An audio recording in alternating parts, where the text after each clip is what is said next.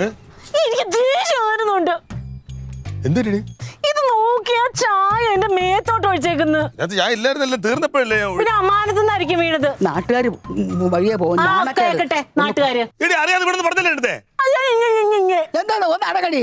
എന്റെ അമ്മ ഇവന്റെ കണ്ണിൽ ഈ മത്ത കണ്ണിൽ എന്താ കേറിയിരിക്കുന്നത്?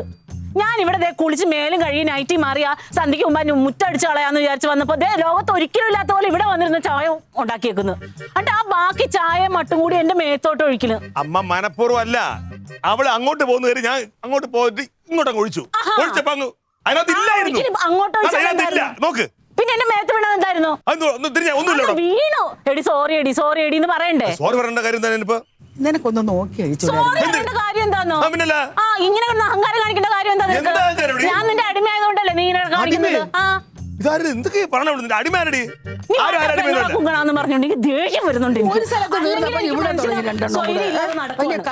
തങ്കോ ഇല്ല, ഒരു കുന്തോ ഇല്ല ഇവിടെ.